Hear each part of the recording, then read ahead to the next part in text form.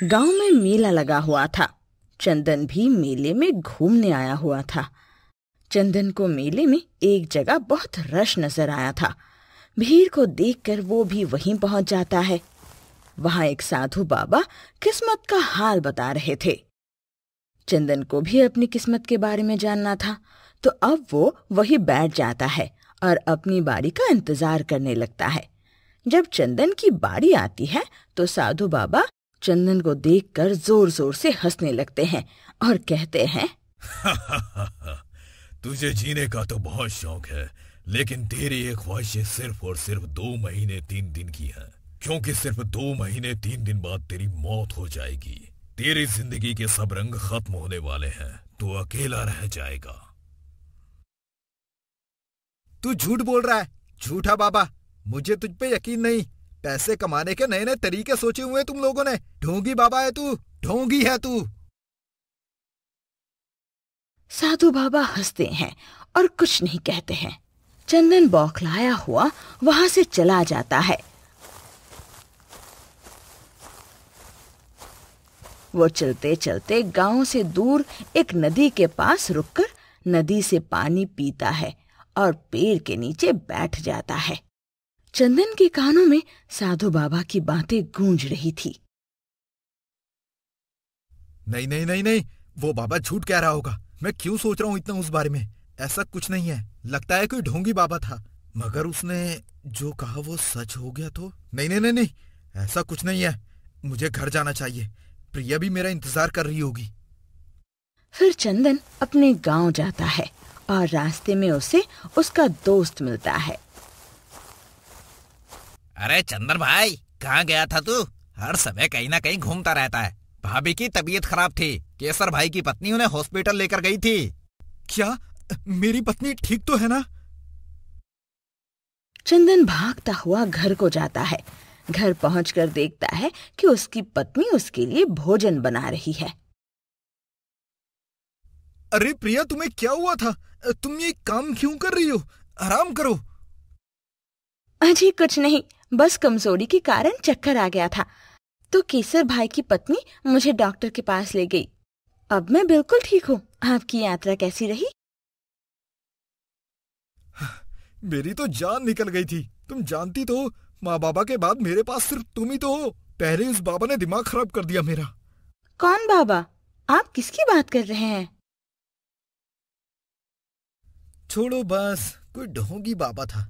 मुझे कह रहा था 2 माह और 3 दिन बाद मेरी मृत्यु हो जाएगी। क्या बाबा ने ऐसा कहा और आप उन्हें ढोंगी बाबा कह रहे हैं? अगर उनकी बात सच हुई तो आपको इससे मजाक में नहीं लेना चाहिए था। तो मैं क्या करूं? उस बाबा के पैर पकड़ लूं? तुम भी ना कमाल करती हो। देखिए, अगर आपको उनकी बातों पर विश्वास ना हो तो फिर किसी और से पता करवा लीजिए। जंगल के पास एक कुटिया में बाबा रहते हैं। वो बहुत पहुंचे हुए बाबा हैं। आप उनके पास जाइए, वो जरूर सही बताएंगे।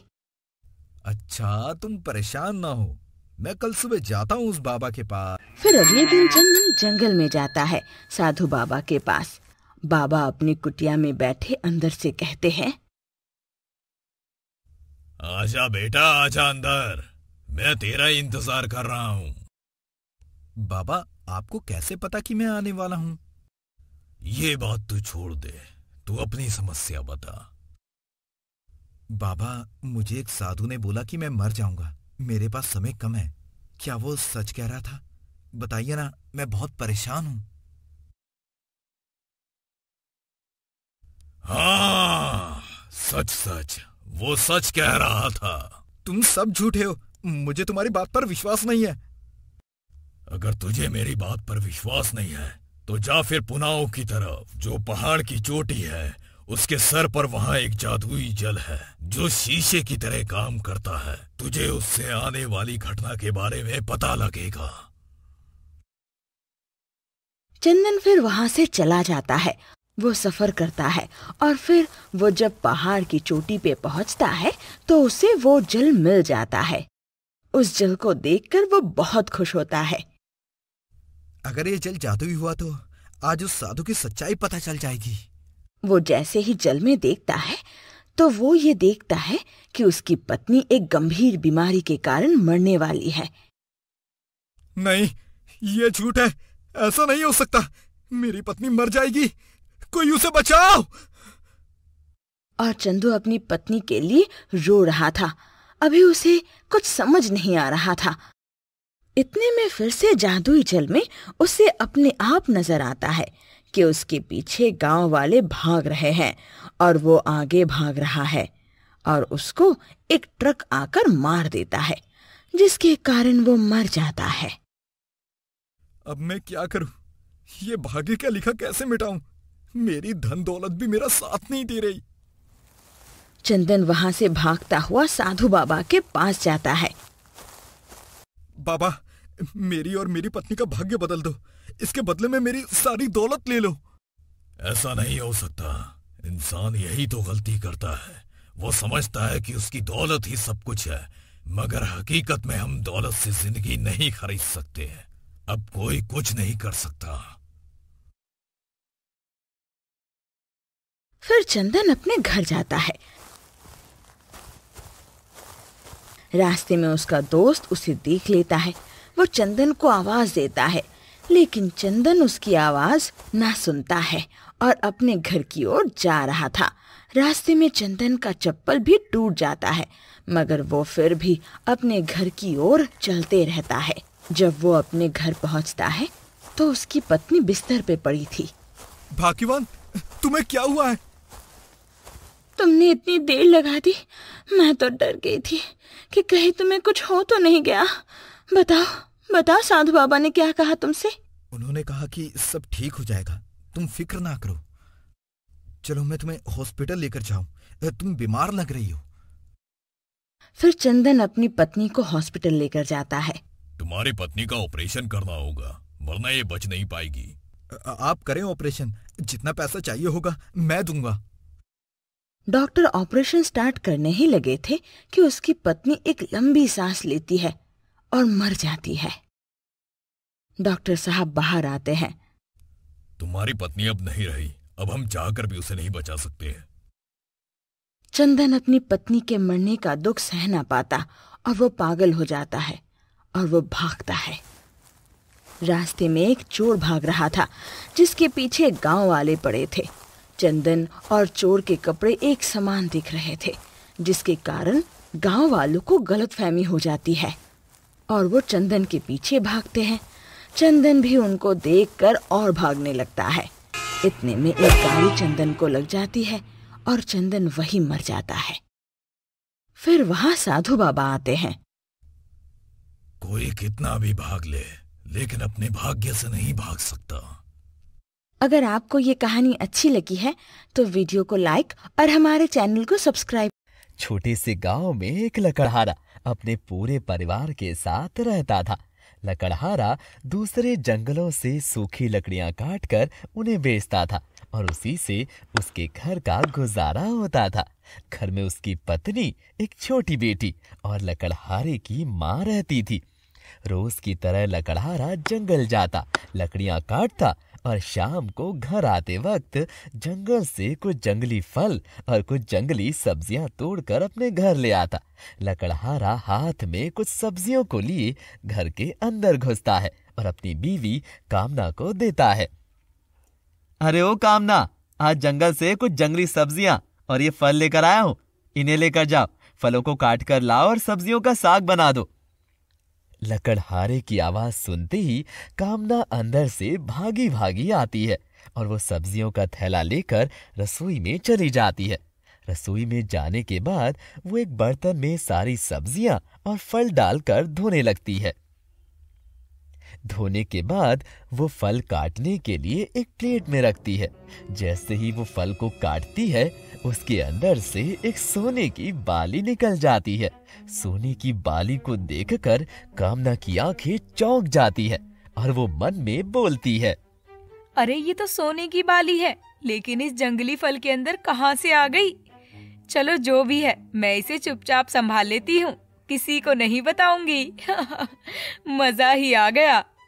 इतना कहकर कामना उस सोने की बाली को अपने साड़ी के पल्लू में बांध लेती है और कटे हुए फल लेकर अपने पति के पास जाती है और मुस्कुराते हुए बोलती है, लो जी, ये रहे आपके फल। और एक बात कहूँ, ये फल तो सच में बहुत मीठा है। काटते ही इस फल का फल मुझे मिल गया।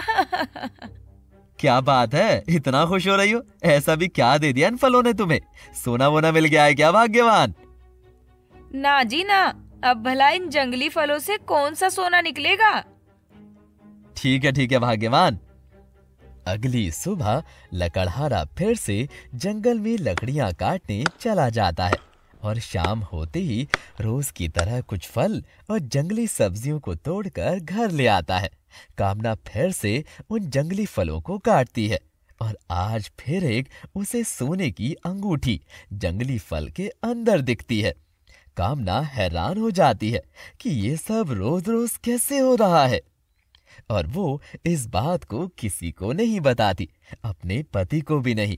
कुछ दिन यूं ही बीत जाते हैं।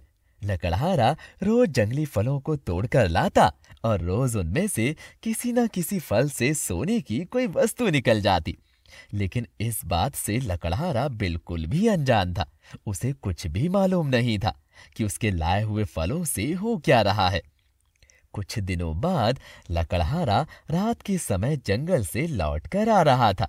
तभी उसे रास्ते में एक आदमी दिखाई देता है जो कि उस गांव में नया नया मुसाफिर ही था।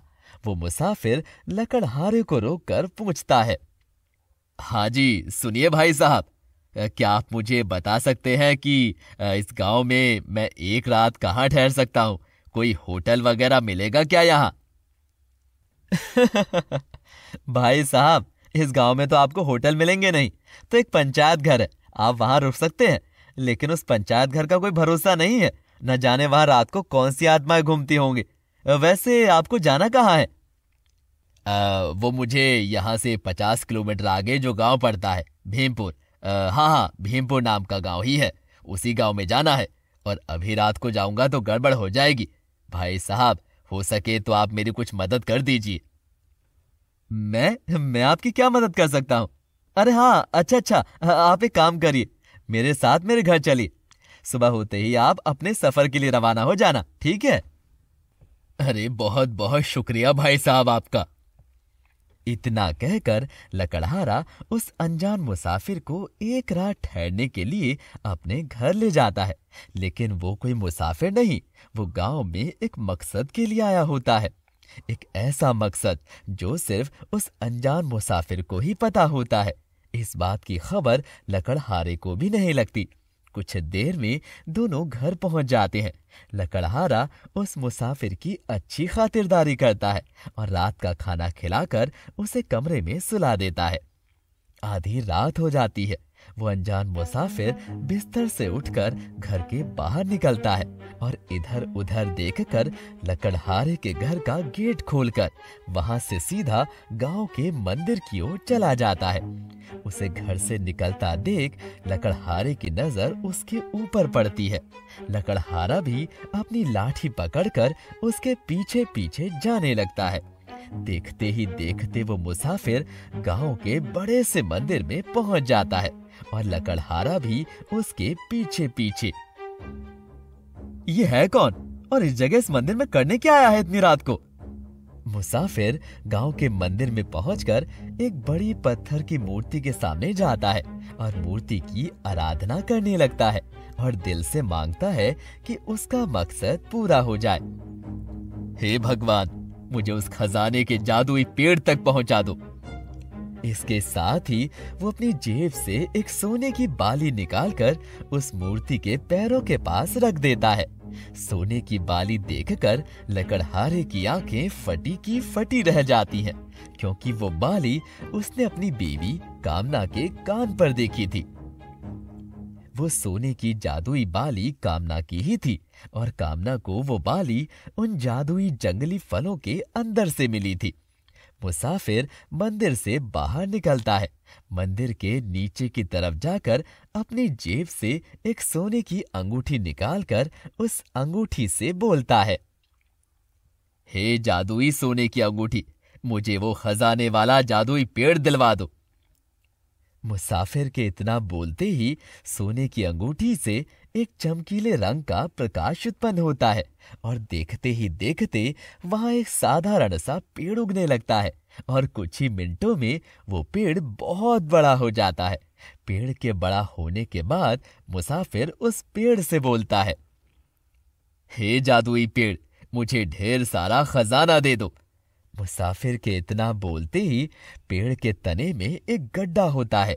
मुसाफिर गड्ढे में हाथ डालकर खूब सारा खजाना सोने के हीरे बटोरकर उस जगह से तुरंत भाग जाता है। ये सब देखकर लकड़हारा हैरान हो जाता है और अंदर ही अंदर खुश भी। मुसाफिर के वहां से जाने के बाद लकड़हारा भी उस पेड़ के पास जाता है। क्या ये सच है? क्या मुसाफिर को सच में खजाना मिला? लकड़हारे को कुछ समझ नहीं आता, क्योंकि जिस तरह से मुसाफिर ने खजाना निकाला था वो तना अब बंद हो चुका था। लकड़हारा भाग भाग कर अपने घर जाता है और कुल्हाड़ी लेकर आता है और उस जंगल में आधी रात लगाकर उस जादुई खजाने के पेड़ को पूरा काट डालता है। पेड़ को काटने के बाद उसके अंदर से बड़े बड़े सांप बाहर निकलने लगते हैं। सांपों को देखकर लकड़हारा कांपने लगता है। उसे कुछ भी समझ नहीं आता कि क्या किया जाए।